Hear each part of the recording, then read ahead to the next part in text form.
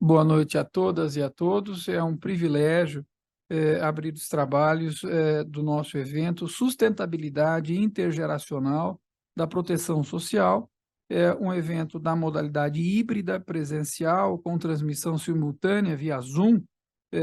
É um evento realizado em parceria de EMAG, né, Escola dos Magistrados da Justiça Federal da Terceira Região, e também dos grupos de pesquisa Cidadania, Constituição, Estado Democrático de Direito e o Sistema de Seguridade Social. Ambos são grupos de pesquisa vinculados ao programa de pós-graduação em Direito Político e Econômico da Faculdade de Direito da Universidade Presbiteriana Mackenzie.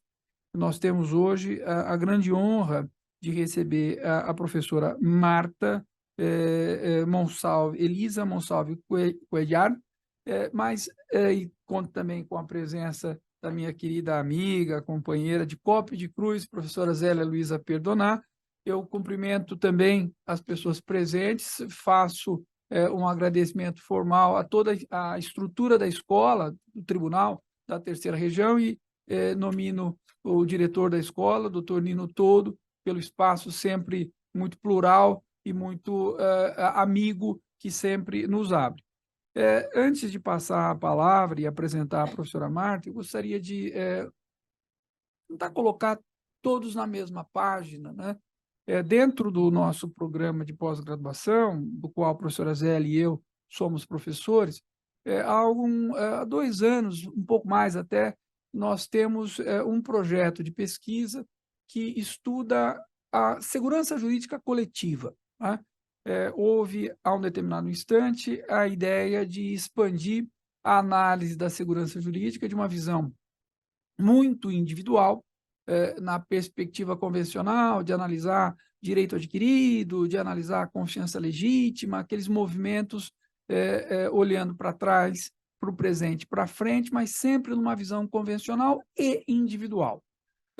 Quando nós nos demos conta que já havia muita discussão, né, com uma preocupação do coletivo, tanto intra quanto intergeracional. A ideia da segurança jurídica coletiva é essa que abraça essa visão de uma estabilidade, de uma confiabilidade em um sistema tanto intra quanto intergeracional, né? O que traz temas importantes como sustentabilidade, como um conjunto de preocupações que precisa compor o horizonte de quem estuda sistemas, de modo geral, sobretudo sistemas de seguridade, mas não só, sistemas de seguro propriamente privados, de planos de previdência e nessas linhas. A ideia da sustentabilidade já é muito conhecida em outras áreas, especialmente ambiental, mas ela é mais ampla do que isso, né? Então, é esse pacote de preocupação que nos move nesse projeto que é feito em parceria com a professora Zélia também, projeto em rede envolvendo a professora Marta. E é com muita satisfação que hoje nós temos o privilégio de contar com a presença da professora Marta. Arrisco aqui o meu portunhol, né? Bem-vinda, é um prazer muito grande e um honor para nós outros. A professora Marta Elisa Monsalve Cuellar é professora da Universidade La Gran Colômbia, em Bogotá, ex-presidente do Instituto Latino-Americano de Direito do Trabalho e da Seguridade Social, e é assessora técnica na Conferência Internacional do Trabalho desde 1989. Portanto, além de uma pessoa estimadíssima, muito gentil, cheia de energia, ela é riquíssima em conhecimento. Professora Marta, é um privilégio recebê-la, né? A senhora tem a palavra. Muito obrigado. Obrigada yo. Muchísimas gracias, doctor Carlos Francisco, por sus palabras afectuosas para mí. Un saludo muy especial para el director, doctor Nino Toldo. Un agradecimiento y una honra para mí estar aquí, para los presentes y para todos los que están virtuales.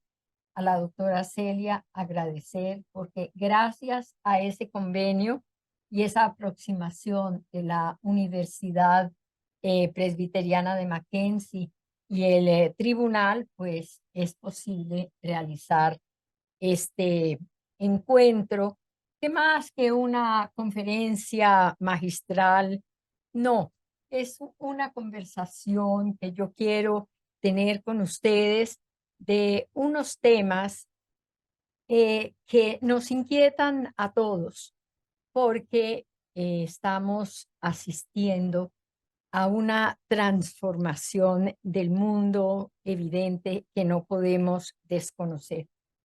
El tema, por demás, muy retador, muy importante, en el que ha pensado inclusive la OIT a través de sus principios de desarrollo sustentable y que pues tocan tantos aspectos y en especial lo relacionado con la protección social y las futuras generaciones. Para poner orden a mi conversación con ustedes, he hecho un pequeño esquema para también atender al tiempo asignado y quiero hacer una introducción muy breve, pensar en las bases de la financiación del sistema contributivo, las causas de la desfinanciación, también muy relacionadas al cambio de las relaciones laborales. Pensar que ha habido cálculos actuariales errados con aspectos políticos y económicos que no se han considerado. Mirar un poco qué ha sucedido con el sistema de reparto, las tasas de reemplazo, los efectos en las generaciones futuras, los factores de inequidad que siempre salen y las propuestas que se han venido haciendo para unas conclusiones. Les ruego que en el momento en que quieran, interrumpan para que conversemos, para que quienes no estén de acuerdo con mis posiciones, que quiero en primer lugar indicar que pueden tener aspectos diferentes, porque nuestros sistemas en cuanto a el sistema colombiano puede tener una diversidad y obviamente yo me apoyo mucho para compartir con ustedes en las experiencias en Colombia. Aunque parezca un discurso que se repite tanto, la realidad del cambio del mundo es evidente por diferentes factores sociales, políticos, económicos, la continuidad de la revolución industrial, porque sencillamente lo que hemos tenido son unos cambios de elementos para realizar el trabajo, pero es una continuidad. El hecho de la pandemia del COVID-19, las nuevas guerras, fenómenos demográficos como el envejecimiento poblacional, las migraciones y las bajas tasas de natalidad. Todo ello es suficiente para que pensemos en un cambio extremadamente grande en este mundo global de hoy y por el auge de las comunicaciones. Hoy tenemos aquí el ejemplo que siempre he admirado tanto en el Brasil, que nos han llevado una ventaja grandísima a nuestros países en las comunicaciones. Hoy sabemos que hay muchas personas que nos están siguiendo en este evento gracias a la vanguardia de este maravilloso país. Vamos a mirar un poquito las bases de la financiación de los sistemas de seguridad social. Su característica ha sido eminentemente contributiva desde los tiempos de Bismarck y Beveridge, acogidos por nuestros países, el mío en especial. Conversábamos con la profesora Toña que tal vez acá no ha sido tan evidente. En particular, debo referirme al mío, como les decía, porque pues lo conozco mucho más, aun cuando tengo algunas referencias de otros países que he tenido la enorme ventaja de visitar entre este país que quiero tantísimo. Pero también debo aclarar que muchas de las afirmaciones que hago son producto de mi visión, que pueden o no compartir, lo acepto perfectamente, y que ojalá no sean una utopía. Posiblemente 2 siglos atrás, cuando la concepción de generación de la protección laboral se basaba en la existencia de los 3 elementos de la relación laboral, y de allí emanaban todas las garantías, pensando que debía ser indefinida, que debía permanecer la persona casi dueña de su puesto de labor, porque de eso dependía que cumpliera una edad y unos años para adquirir su pensión de jubilación. Quien la reconocía era el empleador y obviamente era su responsabilidad. Allí no se tenía en cuenta ninguna base de cotización, sino que era responsabilidad del empleador. Entonces, este cambio de basarse ya en la contribución, en que inicialmente se dijo que sería una contribución tripartita, los trabajadores, los empleadores y el Estado. Entonces, esto nos lleva a pensar y profundizar un poco cuál es el dinero del Estado realmente. El Estado administra, unas veces bien, otras no tan bien, nuestros dineros provenientes de los impuestos. Entonces, ¿hasta qué punto podemos hablar en sano derecho de la existencia de esa trilogía? Como una anotación, puedo comentarles que en Colombia hacíamos gala de esa cotización tripartita, hasta que nos fuimos dando cuenta en una época que el dinero del Estado no aparecía y se presentó la primera crisis en el régimen de las pensiones. Esto fue absolutamente evidente. Entonces, de allí tenemos esa reticencia en pensar que realmente haya esa contribución de parte del Estado, porque no lo hay.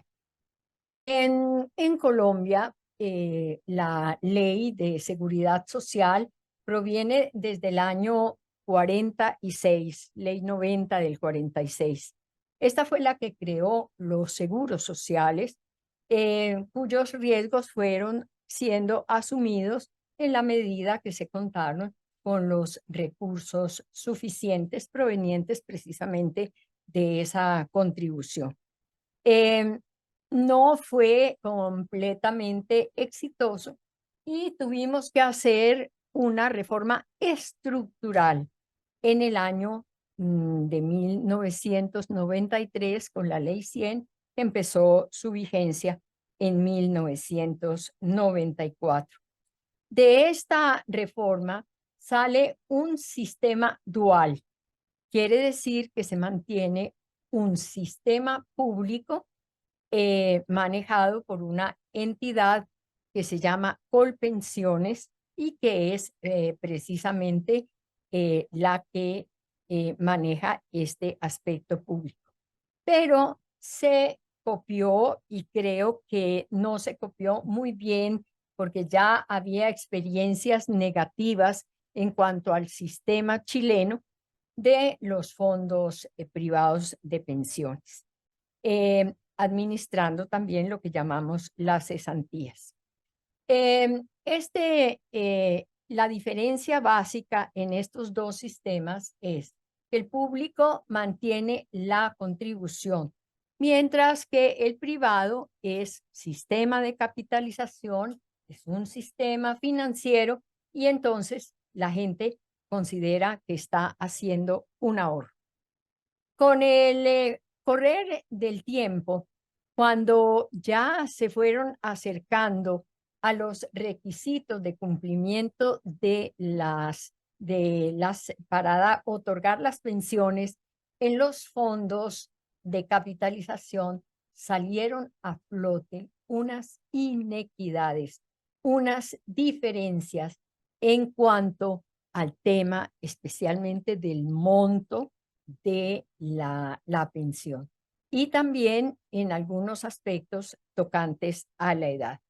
Esto pues ha servido precisamente, digamos, de una fundamentación para que estas propuestas de reforma que estamos teniendo en mi país, que son grandísimas porque nosotros tuvimos un cambio de gobierno, de pasar de derecha al sistema de izquierda.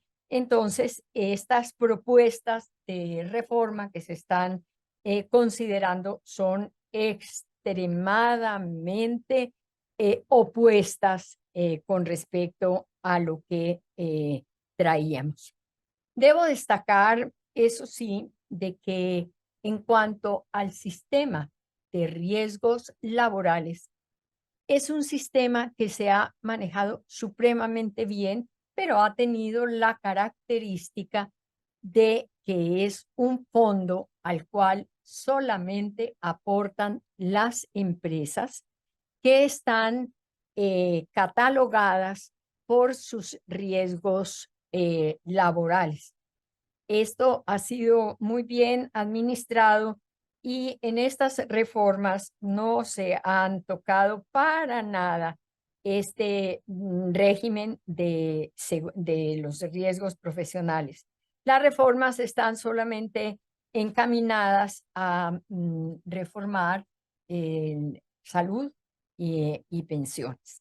Entonces, para nosotros realmente es muy satisfactorio ver cómo se ha mantenido este sistema con muchos éxitos. Otro problema que nosotros tuvimos muy grave, que se solucionó con la Ley 100 de 1993, era que teníamos 27 fondos diferentes de pensiones. Esto logró digamos, disminuirse considerablemente y hoy solamente están como independientes las fuerzas militares y de policía, los notarios, los magistrados, los parlamentarios y profesores. Entonces, esto significó ya como ir unificando un poco estos sistemas. Ya con el análisis de las causas de la desfinanciación, nosotros debemos señalar dos aspectos importantes. Primero, ¿qué ha llevado a esta desfinanciación? En primer lugar, es evidente que los cambios de las relaciones laborales. Al no existir esta relación laboral de dependencia en donde seguro la cotización es descontada al trabajador y depositada en su cuenta, pues ya se deja a la cultura de la seguridad social, a la conciencia del trabajador independiente que haga realmente sus aportes. Entonces, esto definitivamente, el cambio de las relaciones laborales ha tenido mucho efecto en la desfinanciación de la seguridad social. Y pues hay que decir las cosas realmente como se debe. Los cálculos actuariales no fueron suficientes, fueron llenos de errores y como tenían tantas consideraciones de tipo político, tenían mucho temor de afrontarlas con respecto a que había que pensar en el cambio de la edad, que había que aumentar el número de las cotizaciones. Nadie quería decir absolutamente nada de eso porque eso no genera votos. En nuestro sistema estaba prevista una revisión quinquenal. Esa revisión quinquenal a mí me parecía absolutamente sabia y era precisamente cada 5 años recalcular con base en el mercado laboral, en la situación económica y hacer los ajustes correspondientes. Se hizo por una sola vez, pero nunca más nadie quiso revisar esa situación porque no iban a tener el caudal de votaciones que se necesitaba. Esos dos aspectos han sido fundamentales, pero también estábamos frente a la necesidad de esa flexibilidad laboral, porque el mundo económico se volvió un mundo competitivo, mal competido, y nuestra producción a nivel de los países, sobre todo latinoamericanos, estábamos sujetos a una competencia absolutamente desleal de los países orientales, en donde no existen las prestaciones sociales. Esto genera el clamor de los empleadores que dicen, hay que flexibilizar las relaciones laborales, necesitamos unos tipos de contratos que atiendan a la temporalidad, que atiendan a la estacionalidad, pero la afectada naturalmente fue la seguridad social, porque en esos periodos de no trabajo, de no contrato, ¿quién iba a cotizar por ellos? Entonces, tenemos realmente que ser muy sinceros cuando estamos analizando cuáles han sido las causas de la desfinanciación de la seguridad social. ¿Para qué? Para poder verdaderamente llegar a una solución, porque no hay realmente causas sin un efecto. Es apenas lógico que de donde se saca dinero en un fondo y no se deposita, ese fondo se agota. Entonces, la inteligencia, la innovación tiene que decirnos cómo vamos a suplir esta carencia de ingresos, y en eso no hemos sido muy ágiles porque no se piensa verdaderamente en ello y tenemos que solucionarlo de todas maneras. Perdón. Pero ya me he referido un poco al sistema pensional con énfasis en la situación de Colombia naturalmente. Veamos qué pasa en cuanto al sistema de salud. En ese sistema de salud era absolutamente evidente la contribución del porcentaje del empleador y del trabajador. Para una satisfacción nuestra, tenemos el sistema no solamente contributivo, sino subsidiado. Y ese sistema subsidiado atiende a una gran cantidad de población, digamos, vulnerable. Esta atención es una atención muy buena y se extiende a beneficiarios.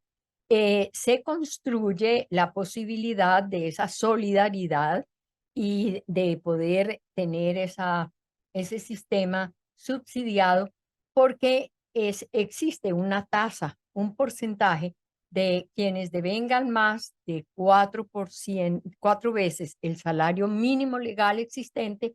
Hay un porcentaje que va a alimentar ese fondo para sostener la salud subsidiada.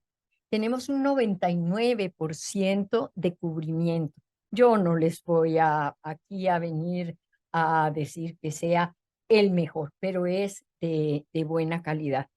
De allí que nos preocupe mucho la situación que en este momento se vive con respecto a las entidades prestadoras de salud. Hay que ser absolutamente conscientes. Los costos han aumentado para todo el mundo. Entonces, si aumentan para todo el mundo, las empresas tienen mayores costos por los medicamentos, por los salarios que tienen que pagar a sus profesionales, pero esos ajustes no se han dado en la medida en que debieran darse. Tenemos también el sistema de unidad por capitación. Es el cálculo que se hace de cuánto le cuesta en el sistema de salud cada persona. Hace 10 años no se ajustan esos valores. Ha cambiado el dólar, ha sido una moneda muy fluctuante y tiene mucho que ver con nuestros sistemas. Además, lo que les decía de los costos de los medicamentos, todo ha subido y en este momento hay una gran crisis en las entidades de salud por el no ajuste de la unidad y además por no permitir hacer los ajustes en medicamentos. Pues este gobierno que quiere regresar 70 años atrás, volviendo a la sanidad pública, encontró el mejor medio de acabar con la salud en Colombia. Fácil, muy fácil. No deja ajustar la unidad por capitación y encontró otro sistema mucho mejor. Las EPS contratan con las IPS, las clínicas, los laboratorios, los procedimientos especializados. Entonces, esos dineros deben pagarse rápidamente. No, el gobierno está demorando 3, 4, 5 meses estos pagos, los hace a cuenta gotas, un dinero devaluado, porque lo que no se paga en el momento de la exigibilidad ya está devaluado. Entonces, en este momento hay una situación muy crítica, demasiado crítica en la salud en Colombia. Y cuando nosotros también analizamos qué ha pasado con el sistema de pensiones que también está amenazado en su financiación, tenemos que resaltar el enorme trabajo del sistema de salud que sencillamente ha contribuido a que vivamos más en mejores condiciones gracias a la salud preventiva, gracias a toda la educación que nos han hecho con respecto a la alimentación, al ejercicio, al cuidado, a la prevención. Entonces, fíjense ustedes cómo se interrelacionan unas causas con las otras y tenemos que ser absolutamente atentos. Para ya ir cerrando, porque no quiero extenderme para que podamos conversar, debo señalar cómo los sistemas de reparto están siendo, digamos, una amenaza para las generaciones venideras. Nuestros jóvenes, y con toda la razón, están viendo con gran preocupación.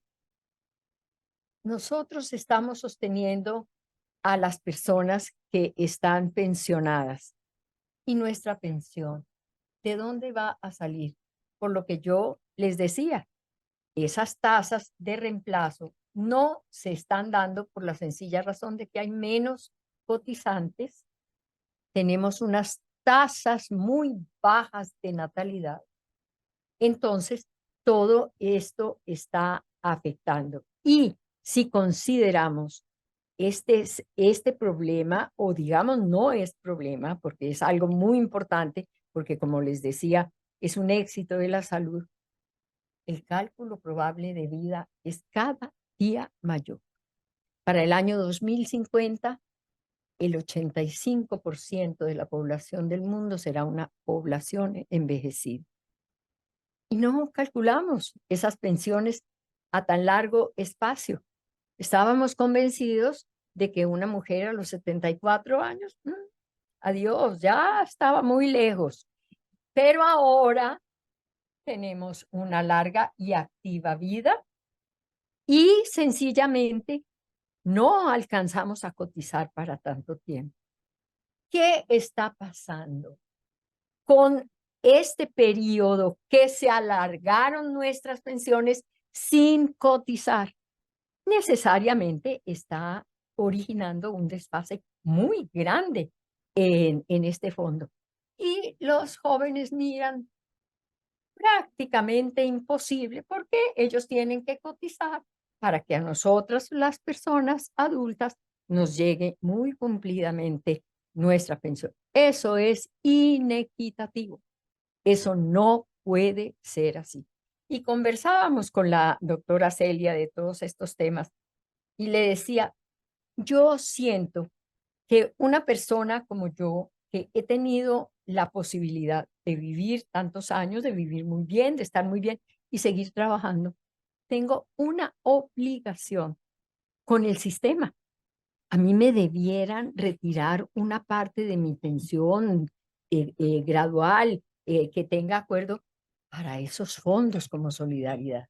Eso no se hace en nuestro sistema. En otros posiblemente sí, y en el sistema público en Colombia hay la posibilidad de que si un pensionado trabaja, deja a un lado la pensión, recibe el salario si le es más benéfico, pero de ese salario tiene la obligación de aportar.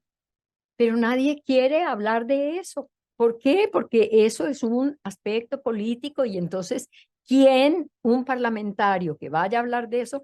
No, no va a tener votación y entonces, no, yo no toco eso, a pesar de que es un problema supremamente grave.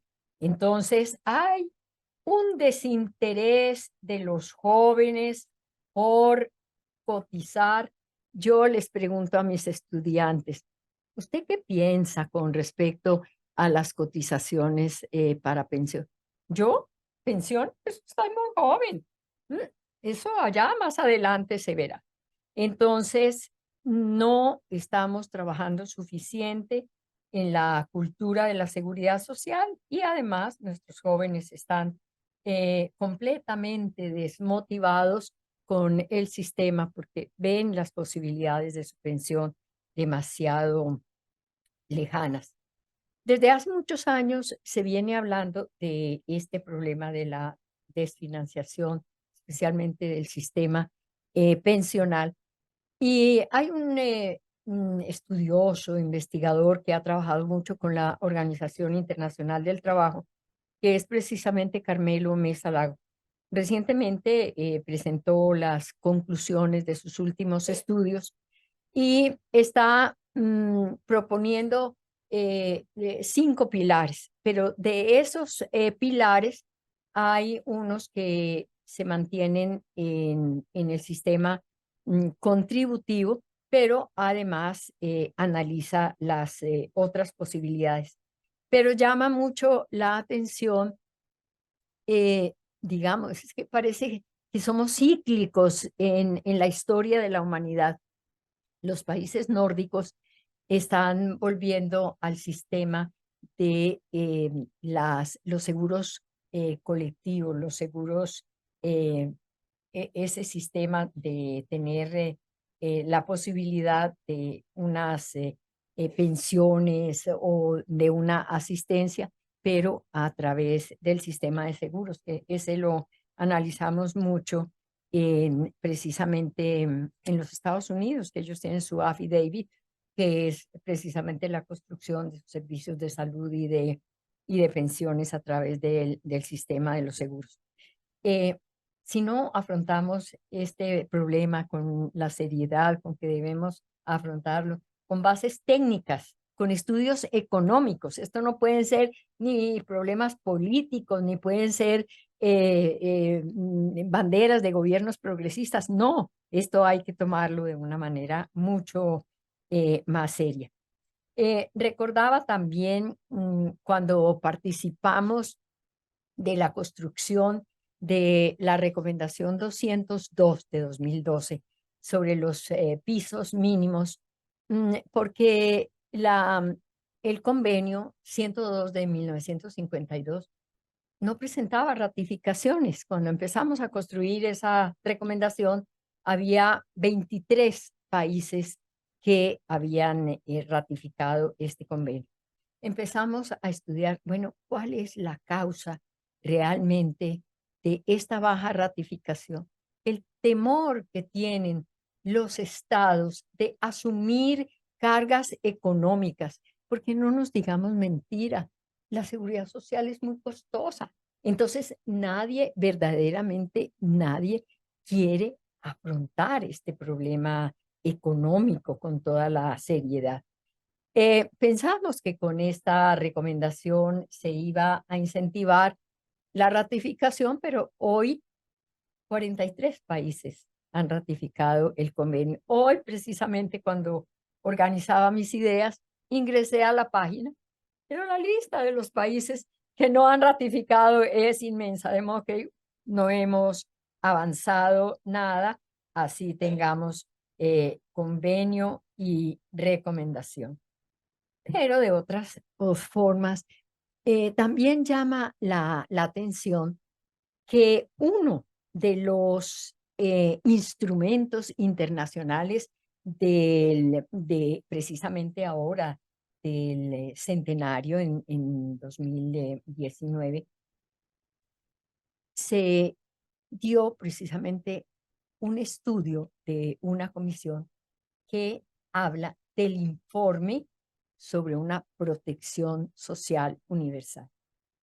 Esto ¿qué nos hace pensar? Que realmente la OIT está volviendo por uno de esos pilares iniciales en su constitución. Solo a través de la seguridad social podemos combatir la pobreza, y al combatir la pobreza estamos garantizando una paz universal. Yo creo que hacia allá tenemos que caminar, hacia allá nos tenemos que esforzar, y esa tiene que ser una misión de ustedes, los más jóvenes, y los que ya estamos cumpliendo nuestras tareas, seguir insistiendo en esa protección social universal. Muchísimas gracias.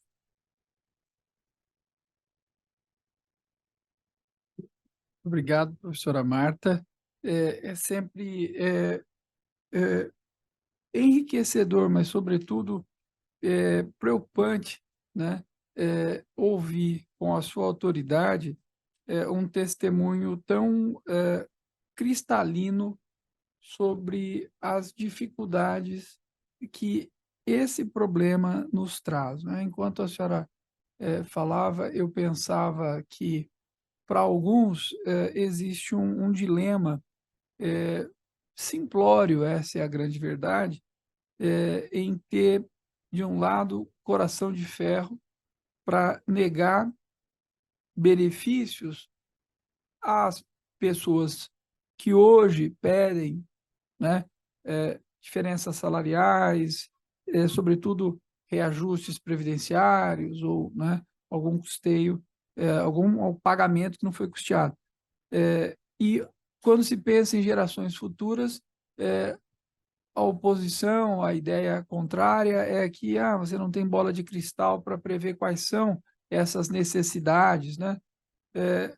A discussão não é essa, a discussão é outra. Há um senso de responsabilidade de todos nós com relação ao presente, mas sabendo, né, que a marcha civilizatória trará gerações futuras com necessidades previsíveis. A previsibilidade ela se faz a partir de padrões técnicos, científicos. É bem verdade que existem variáveis, né? Existem erros atuariais, como a senhora mesma colocou, mas existem certezas matemáticas, né? Se nós pegarmos o nosso desenho populacional, a nossa forma, né, da nossa população, nós tínhamos uma forma de pirâmide. Recentemente, este ano, aliás, poucos meses, foi publicada uma nova, né, uma nova forma, uma forma de coroa, né? Significa, obviamente, um aumento da longevidade, uma diminuição da base. Isso matematicamente é só a questão de colocar números, não tem custeio, né? Toda a generosidade, né, que foi empregada para concessão de benefícios em relação ao passado está repercutindo nas gerações atuais, né, que não conseguem benefícios. Por quê? Porque não cabe no orçamento. Então, você vai aumentar a idade, você vai reduzir alcances, enfim, você vai, de alguma forma, sacrificar, né, as futuras gerações por causa de alguns de alguns populismos que não são só da classe política em sentido estrito, às vezes do próprio poder judiciário, que por várias razões opta por ser generoso, né, ao invés de observar esses padrões. E eu confesso que, às vezes, eu deposito muita esperança numa leitura técnica, às vezes pensando na criação de agências reguladoras que seriam capazes de fazer uma gestão dessas, enfim, desses programas, né, com um pouco mais de neutralidade. Mas também, né, não faltam exemplos de capturas das agências, né, por parte de governos, etc. Então, eu acho que o caminho não tem como escapar desse senso de responsabilidade, é o que é transformador, né? Consciência e senso de responsabilidade. Eu reforço, mais uma vez, né, o agradecimento da escola e também do Mackenzie pela sua exposição, um grande prazer. E agora eu tenho também a honra e o privilégio de passar a palavra à professora Zélia Luiza Perdoná, que, como eu disse, é uma querida amiga, parceira, etc. A professora Zélia é também professora do programa de pós-graduação em Direito Político e Econômico e é líder do grupo de pesquisa O Sistema de Seguridade Social e também é procuradora regional da República, atuando aqui nesse tribunal, e é presidente de uma associação nacional dos procuradores da República também. Deixo por conta dela explicar do que se trata. Bom, em primeiro lugar, eu gostaria de agradecer essa oportunidade de trazer a academia para o tribunal, né? Eu penso que todos aqui, eu vejo muitos mestrandos, doutorandos, doutores, né, muitos aqui presentes e outros também online aqui pela plataforma, e também muitos juízes, servidores. Então, essa conversa entre academia e aplicabilidade do direito, eu sempre penso que é essencial. Então, eu queria fazer esse registro de agradecimento ao professor José Carlos Francisco, ao doutor José Carlos Francisco, aqui, desembargador dessa casa, e também ao presidente da IMAG, o também desembargador federal, doutor Nino Toldo, por perceber, ter a sensibilidade de perceber a importância de trazer a academia, ter esta troca entre a prática e o estudo acadêmico das questões, especificamente aqui relacionadas à sustentabilidade intergeracional da proteção social, mas, enfim, da sustentabilidade da proteção social às futuras gerações. Então, eu queria fazer esse registro.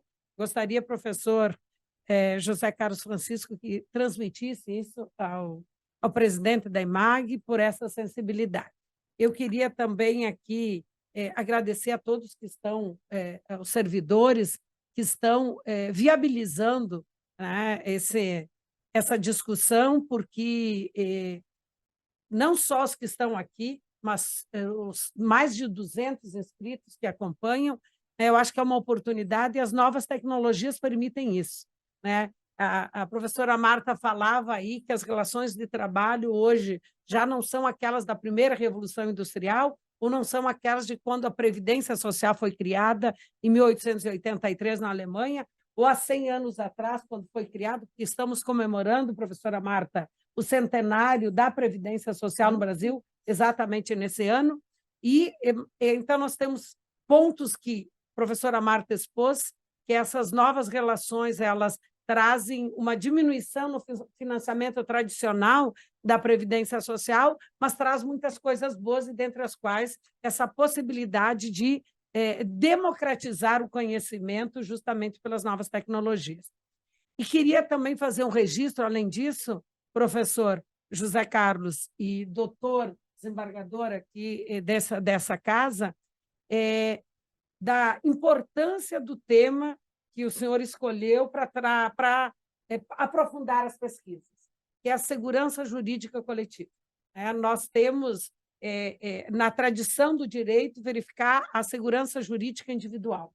E essa perspectiva da proteção às futuras gerações, quando a gente fala, por exemplo, em previdência, muitas vezes são as gerações atuais, mas futuras gerações em termos de receber benefícios, que seriam intrageracionais, e também, não só as intras, mas também as intergeracionais. Então, eu queria fazer esse registro, porque o olhar constitucional nessa perspectiva é muito importante, inclusive os dois grupos de pesquisa que estamos aqui representando, a Cidadania, a Constituição, o Estado Democrático de Direito. Eu tenho dito que os direitos integrantes da Seguridade Social no Brasil, que se vocês perceberam que a professora Marta falava muito do aspecto da Seguridade Social contributiva, depois tocou também a saúde, que agora também foi universalizada, embora com 2 portas de entrada lá. Mas esses direitos de Seguridade Social no Brasil, que foram redesenhados a partir da Constituição de 88, eu não tenho dúvida em afirmar que são talvez os melhores instrumentos para garantir a cidadania no Brasil pós-Constituição de 88. Então, essa conversa entre os instrumentos e a busca, né, da efetiva cidadania, me parece que pensar a segurança jurídica nesse aspecto coletivo é muito importante, então quero parabenizá-lo por isso. Inclusive, a professora Marta mencionava aqui essas dificuldades de se pensar a futura geração, nesse sentido, a professora Catarina Botelho, que já participou de outros eventos com o professor José Carlos Francisco, comigo também, lá dentro especialmente de seminários e também de bancas de mestrado e doutorado, ela sempre menciona da dificuldade de se pensar, né, se é um dever ou se é um direito. É um dever das gerações atuais com as gerações futuras ou é um direito das futuras gerações? E se é um direito, existe direito sem sujeito? Porque as futuras gerações, né, ao menos intrageracionais, não estão aqui.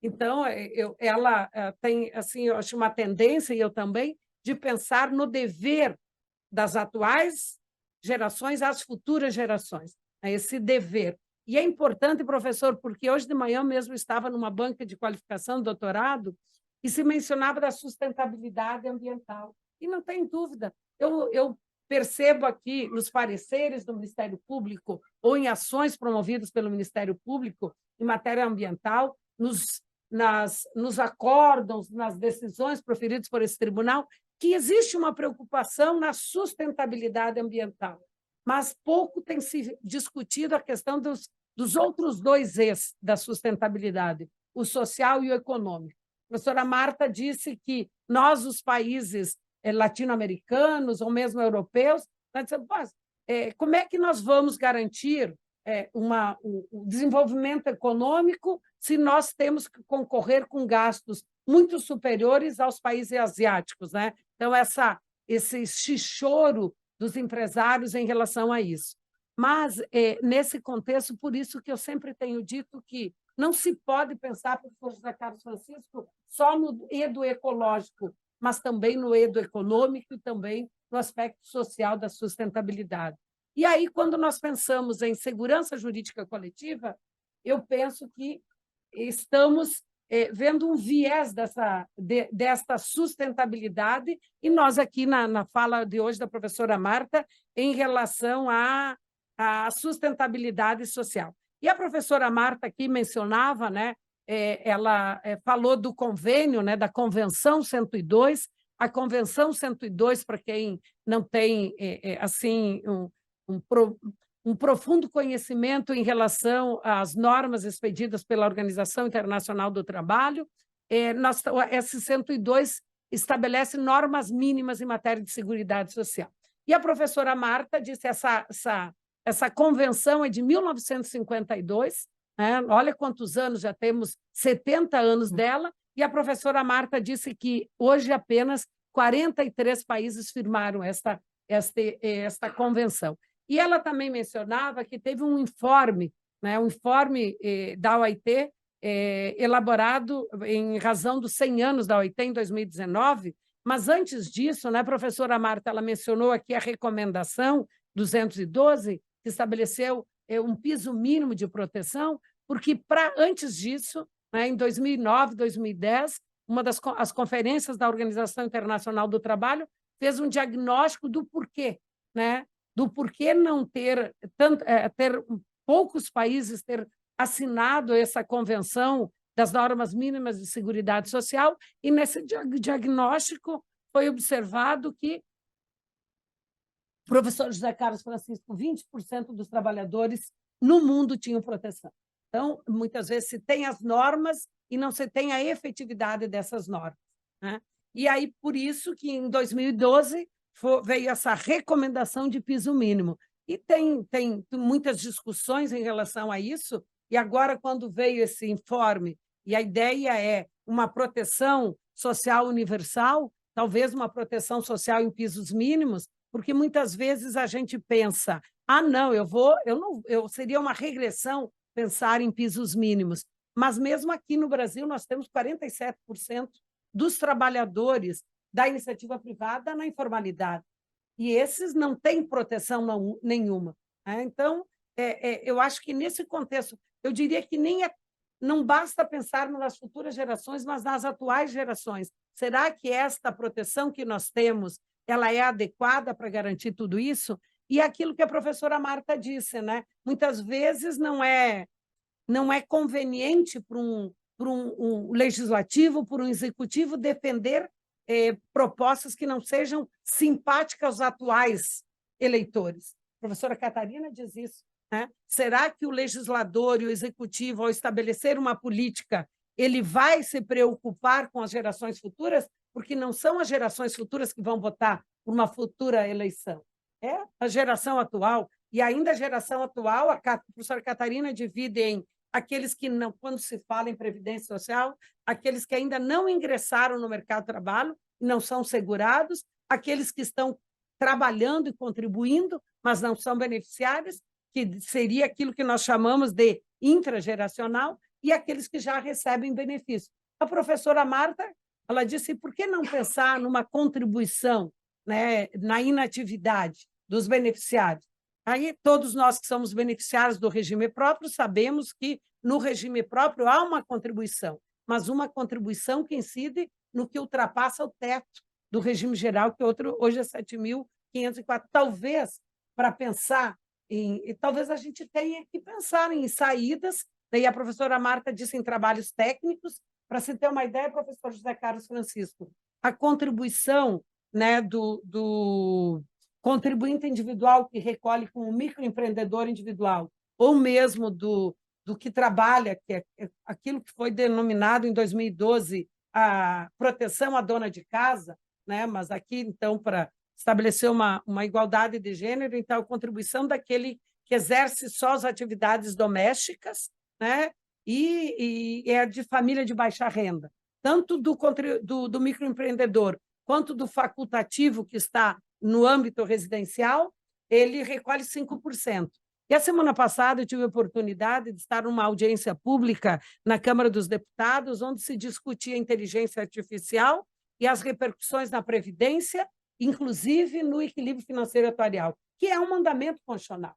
Desde 98, tanto no regime próprio quanto no regime geral, tem observância de critérios que preservam o equilíbrio financeiro e atuarial. 10 anos depois da Constituição foi editada, veio esse mandamento em relação a isso, e aí uma das pessoas que também estava lá nessa audiência pública, que é um grande estudioso, o Rogério, não me lembro bem o sobrenome dele, mas ele mencionava que se um contribuinte individual, que é um microempreendedor individual, requerer um benefício por incapacidade temporária, por 9 meses, ele precisa cotizar 15 anos para equivaler àquilo que ele ganhou em 9 meses de um benefício por incapacidade temporária. Ou, no regime geral, a mulher precisa recolher 15 anos e o homem 20 anos. Os 15 anos da mulher, professor José Carlos Francisco, equivale a 9 meses de benefício. Aliás, os 15 anos que ela recolhe, aqueles 5%, equivale a só 9 meses de prestação. E aí vai ganhar, vai receber, a mulher se aposenta com 62, o homem com 65, então em 9 meses ele teria de volta tudo. Então é subsidiado, mas é aquilo, a gente sempre tem que pensar aquilo que a professora Marta disse, o subsidiado é pago por todos, porque o Estado não tira dinheiro do nada, né? Nós somos um país que tem os recursos provenientes basicamente do fiscal, basicamente dos tributos. Quer seja contribuição, aqui está o Fernando, que está repensando o financiamento da Previdência na sua dissertação de mestrado, quer seja a contribuição da empresa sobre a folha, quer seja a contribuição da empresa sobre o faturamento, quer seja da contribuição da empresa sobre o lucro, ou mesmo de outros impostos, na verdade, tudo sai de nós, todo sai da sociedade, todo sai do contribuinte, porque o Estado ele não produz dinheiro. Então, professor José Carlos Francisco, eu quero, mais uma vez, ratificar minhas palavras iniciais, né, de agradecimento por essa escola, se abrir para que a gente possa pensar, porque seria talvez até simpático da nossa parte dizer, não, tem que conceder direitos, tem que ter mais para inclusão previdenciária, vamos reduzir alíquotas, mas tudo isso é sustentado. E agora nós estamos vendo nessa reforma tributária que, em última instância, quem paga, inclusive numa proporção maior, são os mais vulneráveis, porque, ao menos até na tributação atual, o maior percentual da tributação se dá e de forma indireta. Então, eu vou comprar esse copo, eu pago um conjunto de tributos. Eu vou comprar esse copo. Alguém que ganha o salário mínimo vai comprar esse copo e paga a mesma tributação. Por isso que a gente diz que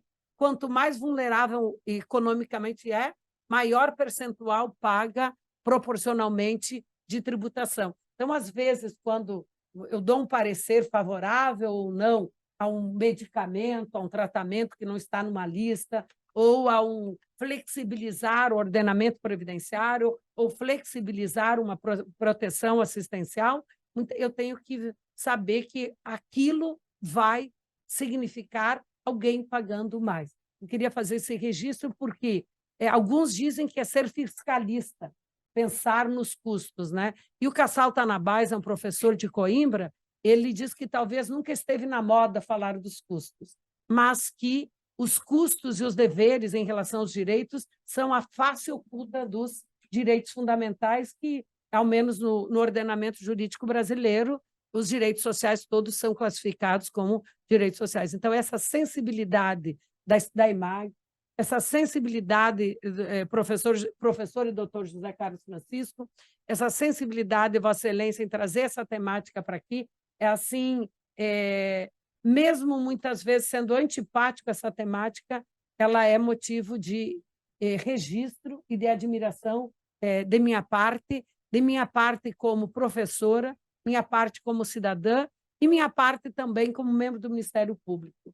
Eu tenho certeza que os desembargadores e juízes que me acompanham sabem que me manifesto nesse sentido nos pareceres, em recursos que tenho muitas vezes interposto, porque nós efetivamente precisamos pensar em garantir a proteção não só às atuais gerações, mas às futuras gerações. E eu termino dizendo que, na segunda-feira, na aula do mestrado e doutorado, além da professora Marta, nós estávamos com mais 2 professoras da Inglaterra, e uma delas fez uma comparação do sistema inglês com o sistema grego, porque ela é professora na Inglaterra, mas é grega, e aí nós, alunos, fizemos a comparação com o sistema brasileiro, porque todos sabemos que o Sistema Único de Saúde ele foi desenhado na Constituição de 88 com base no sistema inglês. E ela mencionava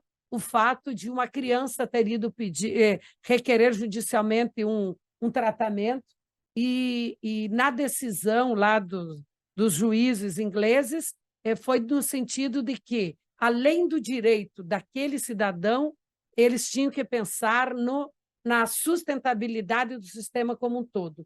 Então, talvez, inclusive, eu até como mencionei para o professor José Carlos Francisco, eu mencionei que aquela decisão tinha muito a ver com o projeto de pesquisa, que desde o ano passado é liderado por ele, e que, pela generosidade dele, me convidou a fazer parte, e aí o nosso grupo de pesquisa, o Sistema de Seguridade, que tem muitos integrantes presentes, então tivemos a oportunidade de participar, e talvez, né, talvez assim, a dificuldade de um juiz negar, como no caso específico, e ela inclusive disse que naquele dia ela soube que a criança tinha falecido, né?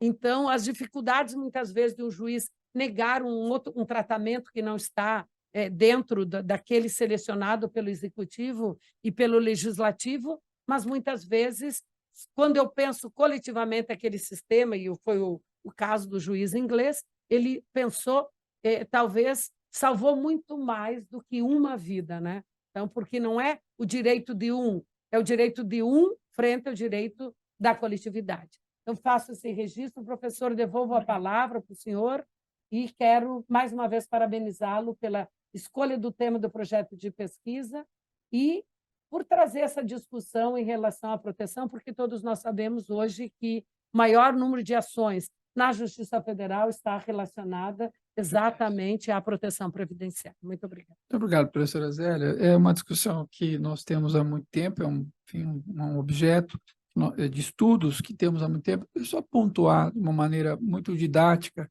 do que exatamente nós estamos falando. Pensar ou falar em segurança jurídica coletiva, na verdade, é uma decorrência do próprio texto normativo, da literalidade do texto normativo. Analisando o título 2, capítulo 1 da Constituição, nós encontramos direitos e deveres individuais e coletivos. E no caput do artigo 5º há a segurança jurídica. Portanto, há uma perspectiva coletiva da segurança jurídica positivada, né, como aí, vamos lá, como um princípio geral, certo? E que, como princípio, ele vai ter a face dos direitos, das garantias e, naturalmente, dos deveres. A primeira afirmação quanto à natureza jurídica. Qual o efeito lógico, normativo disso? Bom, sendo um princípio que tem todas essas faces, ele vai ser trabalhado como um princípio. Então, ele vai permitir um conjunto de interpretações a partir de máxima efetividade, a partir de ponderações e tal. Quais são as matérias que a segurança jurídica abraça? Tantas. A previdência é uma, a saúde é outra, seja ela pública ou privada. A Luciana anotava outro dia um texto da lei urbanística, né? Exatamente, que fala em futuras gerações. Eu gosto de citar esse artigo, um artigo muito interessante, se não me engano, é o artigo 10º da Constituição do Japão, que é um país, obviamente, de uma cultura de vanguarda, fala na responsabilidade de em relação a futuras gerações, de modo amplo, sem restringir ao meio ambiente. Mas é evidente que o meio ambiente traz essa discussão já há muito tempo, né? Porque há padrões científicos acusando os problemas que todos vemos hoje e sentimos hoje, não por acaso, né? Quem são os titulares, né? O titular do coletivo é o oposto do individual, então ele é transindividual. Por que a palavra transindividual? Porque ela abraça tanto os sujeitos de direito que existem hoje, que fazem parte, por exemplo, de um plano de seguro privado, portanto, são sujeitos de direito que existem, então eu não tenho de pensar em alguém que não existe, mas quando vem a questão, tá, mas e quando é do amanhã, né? Sujeitos de direito do amanhã, isso é uma categoria jurídica que também não é estranha ao nosso sistema. Talvez a mais elementar delas seja a proteção do nascituro, né? Mas muito além, o próprio direito ambiental, trazendo a sustentabilidade, já levou de muito tempo essa discussão que nós tentamos pegar categorias muito antigas e encaixar ideias muito diferentes, né? No centro, no coração da ideia da segurança jurídica coletiva, existe a sustentabilidade. Não por acaso, hoje, nós temos o privilégio de ouvir a professora Marta. A sustentabilidade, na visão que eu tenho trabalhado, né, que é, sim, baseado especialmente na professora Catarina Botelho, uma portuguesa da Universidade do Porto, né, a sustentabilidade é o aspecto procedimental, é como se estrutura uma política pública do presente para alcançar tanto o presente quanto o amanhã.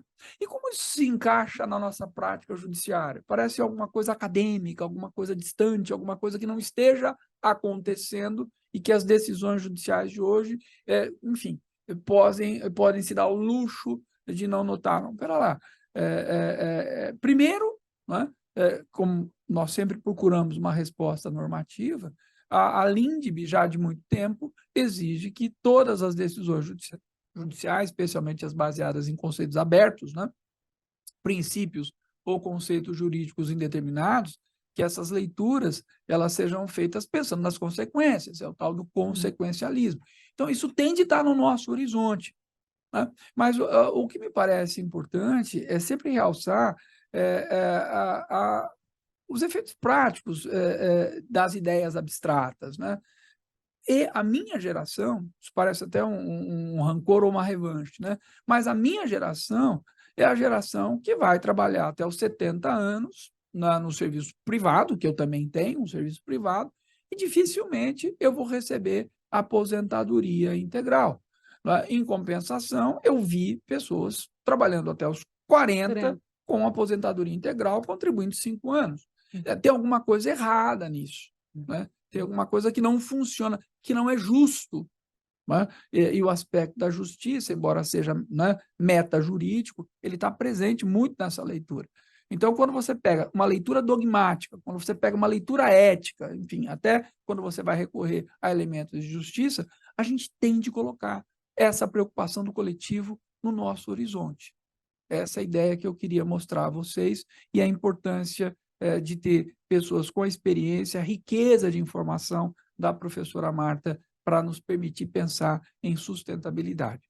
Eu, agora, já avançando o horário, mas eu me sinto na obrigação e muito mais também no prazer em perguntar se, primeiro, vocês aqui presentes têm alguma pergunta e depois a gente vê se há pergunta pela internet, pelo online. Alguém aqui presente quer fazer uso da palavra, quer perguntar ou fazer alguma observação? Oi. Tem um microfone. Obrigada. Boa noite a todos. Prazer, professora Marta, mais uma vez de poder estar com a senhora aqui, professora Zélia, professor José Francisco. Eu gostaria de fazer uma colocação no sentido de que, quando nós falamos da sustentabilidade do sistema, é uma coisa que eu costumo, e já conversei com a professora Zélia nesse sentido, que nós não podemos deixar de lado a prevenção, porque se nós tivermos um cuidado muito grande e um olhar atento à prevenção, a gente vai, consequentemente, vamos estar cuidando nessa sustentabilidade. Porque quando nós falamos em parte de seguridade social, que nós englobamos tanto a parte da saúde, nós temos que levar em consideração o que nós temos hoje, por exemplo, quando nós vemos os jovens. Nós temos hoje muitas jovens que eles